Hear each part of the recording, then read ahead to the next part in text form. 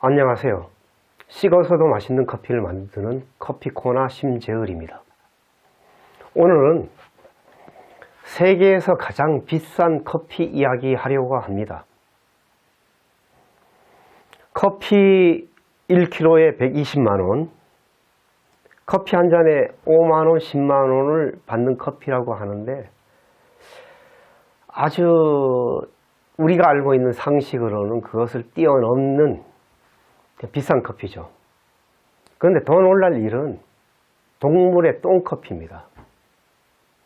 우리가 그동안 세계 3대 명품 커피, 오래전 예멘에서 생산지가 1위일 때 예멘 모카마타리, 또 하와이 코나커피, 자메이카 블루마운틴, 영국이 자메이카를 식민지로 하면서 2000m 이상 고산지에서 아주 뛰어난 커피를 발견하고 황실에서 그 커피를 이제는 이 황실의 커피로 인정을 하겠다고 하면서 여왕의 커피라고 붙이지 않았습니다. 자존심이 있었는지 황제의 커피라고. 영국도 남성 위주의 사회였나 보죠. 황제의 커피라는 이름이 붙여졌습니다. 그런데 어느 순간에 이러한 3대 명품이라고 불리던 커피들보다 더 비싼 커피들이 등장하기 시작했는데, 커피 열매의 재료에 마신 과일의 향미가 가장 좋은 커피라고 발견된 파나마 에스메랄다 농장의 게이샤 커피가 세계대회에 와서 옥션 경매에서 최고가를 경신하면서부터 사람들이 깜짝 놀랐습니다. 어떻게 커피가 과일차와 근접한 맛을 내느냐는 것이었죠. 저도 이 파나마 에스메랄다 농장의 옥션 경매랏을 수년간 계속 옥션 경매에 공동 낙찰에 참여하기도 하고 또 구매하기도 하고 해서 제가 취급을 합니다. 또 재작년에는 에스메랄다 농장 못지않게 과테말라의 이네르토 농장, 세계 최정상급 농장이죠. 이네르토 농장에서 세계 옥션 경매를 진행하면서 내놓은 판테리오 마이크로 모카라는 커피를 잘 아는 생두 수입업자가 낙찰받은 것을 제가 가장 많이 구매를 했습니다. 2018년 지난해 이 이네르토 농장의 옥션 경매에서 이 똑같은 판테리오 모카가 경매가가 많이 올라갔습니다. 저는 실제 킬로그램에 한 20만 구매를 했다면은 이번에 그 낙찰을 받은 국내의 M뭐라는 업체입니다. 지금 판매를 하고 있는데요. 경매가가 많이 올라가니까 생두 1kg에 36만원에 지금 판매를 하고 있습니다. 저는 상대적으로 지금 이 세계적인 명품 커피를 싸게 팔고 있죠. 그 M뭐뭐뭐란 업체에 비해서 저는 소매가가 거기보다 더 쌉니다. 이게 고급 생두들의 유통 과정이 경매를 통해서 되어지다 보니까 이런 현상이 생기죠. 그런데 이러한 객관적인 명품 커피들과는 달리 동물의 똥커피인 태국, 라오스, 아이보리 커피라고 합니다. 코끼리에게 먹여서 변으로 배출시켜서 나온 커피가 1kg에 120만원. 이 세계적인 명품 커피가 20만원, 30만원 된대요. 120만원이라는 이 현실은 상상을 초월하는, 그러면 그만한 가치가 있는가가 또한 문제죠. 우리가 명품이라고 할 때는 몇 가지 조건이 있습니다. 아주 품질이 뛰어나서 타의 추종이 불허하는 그런 특별한 기술력을 지닌 품질일 때 명품이라고 이야기합니다. 또한 희귀성이 너무 특별해서 소비자들이 그걸 바로 사지 않으면 안 될 정도의 가치가 있는가? 그렇지 않으면 이건 명품이 아니라 허구거나 사기성일 수밖에 없는 겁니다. 캐나다의 한 사업가가 에티오피아에 루악 커피를 생산하는 일을 하다가 사스의 영향으로 사스를 일으키는 원인을, 이 루악 커피를 만드는 고양이 사스를 일으키는 원인으로 판명되자 살처분을 당하게 됩니다. 사업이 망하죠. 그래서 태국 라오스에 와서 코끼리 똥을 연구했답니다. 사과와 파인애플 이런 과일들 가운데 커피 열매를 함께 넣어서 코끼리에게 먹였더니까 코끼리가 한 3일 정도 위액에서 발효를 시키고 이 단단한 씨만 남아서 과육은 얇으니까 먹을 게 크게 없지만 당도가 높으니 위액에서 다 분해됐겠죠. 그래서 변으로 나오는데 3일이 걸린답니다. 코끼리에게 33kg를 커피 열매를 먹이면 1kg가 생산된다고 하네요. 어떤 면에서는 희귀성의 문제는 맞네요. 그러면 이러한 코끼리 통 커피만 있는가 하면 아닙니다. 인도네시아의 루악 커피, 사양 고양이 커피죠. 이 사양 고양이는 도마뱀, 뱀, 쥐, 육식성입니다. 이런 걸 잡아먹고 본능적으로 커피 열매가 소화나 본인들이 부족한 어떤 부분들의 보충에 꼭 필요한 열매임을 알고 이런 뱀이나 도마뱀, 카멜레온, 쥐 이런 것들을 잡아먹고 난 다음에 커피 열매를 따먹습니다. 따먹고 위액에서 발효되고 분해되면서 변으로 나오죠. 온주민들이 원래는 그 커피 수확 시기를 맞춰서 다니면서 그 똥을 거두어와서 똥 속에서 그 커피 씨를 발려내는 겁니다. 그래서 모아서 씻어내고 나름대로는 생두를 가공하겠죠. 이 루악 커피도 아주 고가에 판매가 됩니다. 자연산은. 그런데 인도네시아 국영 농장부터 시작해서 우리 한국인들, 일본의 사업가들, 인도네시아 가서 지금 루악 커피 농장 많이 하죠.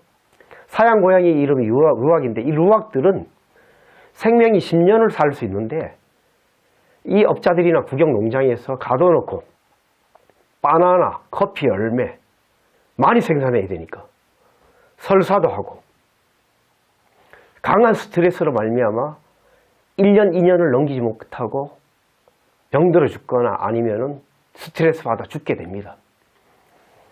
동물 보호단체들이나 환경론자들은 이러한 동물의 똥커피를 피해 커피라고 말합니다.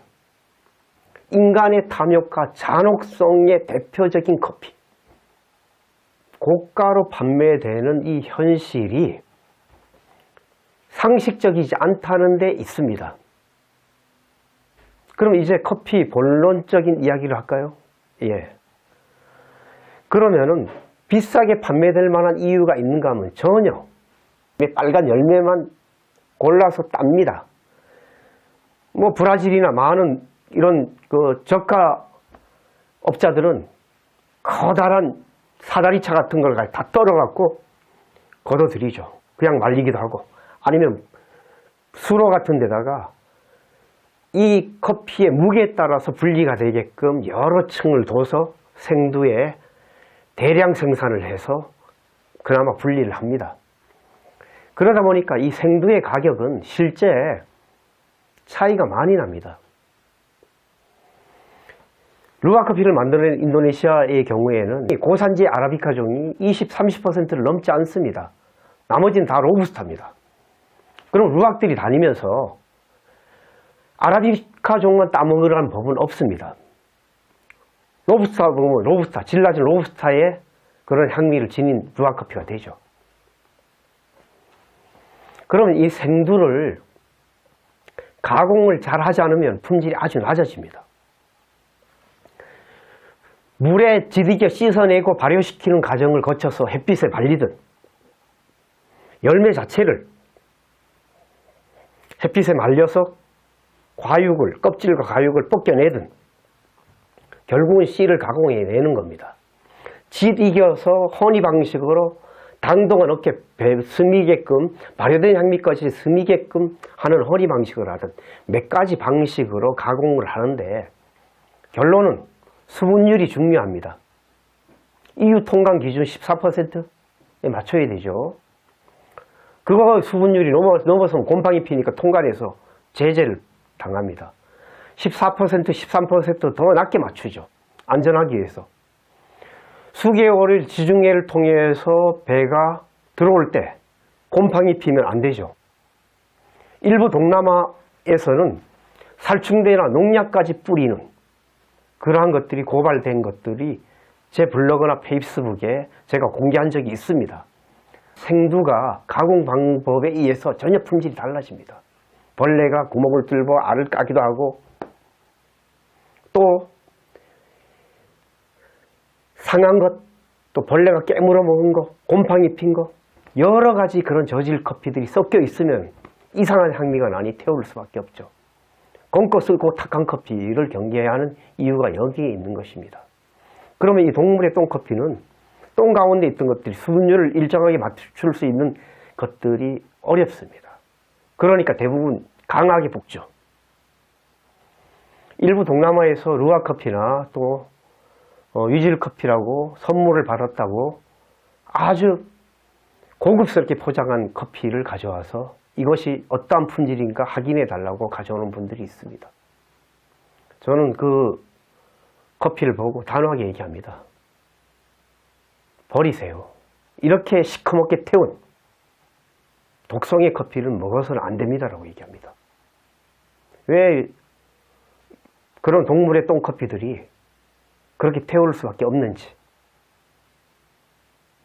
자, 그럼 저는 다시금 이런 동물의 똥커피는 사실 먹을 만한 품질이나 물건이 될 수 없습니다. 위액에서 걸치는 시간이 길어야 하루. 아니, 코끼리 같은 경우에 등치가 6주가니까 3일. 배변돼서 똥에 갇혀있는 시간은 하루 3일입니까? 최소한 일주일에서 한 달 걸릴지도 모르잖아요. 똥의 독성과 균이 지금 잔뜩 배어있는 커피를 물로 씻어내면, 그럼 물로 씻어내면 커피 향미는 안 빠집니까? 똥의 냄새나 균의 냄새가 빠질 정도면 이건 생두로서의 가치가 없는 겁니다. 과일의 향미가 다 사라질 거 아니에요. 위액이 밴다고요? 사양 고양이의 향미가 어떤지는 모릅니다. 그 향미가 똥 냄새보다 더 강합니까? 이건 상식조차도 안 되는 이런 똥커피들을 유통시키는 농장주, 또 생두 수입업자, 로스터리 카페, 또 기업들, 상식조차도 없는 일들을 통해서 소비자들을 농락하고 있는 겁니다. 커피의 역사상 이렇게 사기가 성공한 케이스가 더 많이 있죠. 그 중에 하나입니다. 아주 저질 독성의 커피, 균의 커피, 동물 학대의 피해 커피, 우리 모두 추방할 커피입니다. 이러한 커피를 모르고 우리가 당했다면 이젠 더 이상 쏘을 수 없는 일입니다. 예, 조금 당황스럽네요. 이런 어떤 것들을 저도 강의하면서도 제가 이렇게 많은 시간을 할애해서 이런 이야기를, 이런 걸 강의를 해야 할지 하지 않는 그런 세상이 오기를 바랍니다. 예, 감사합니다.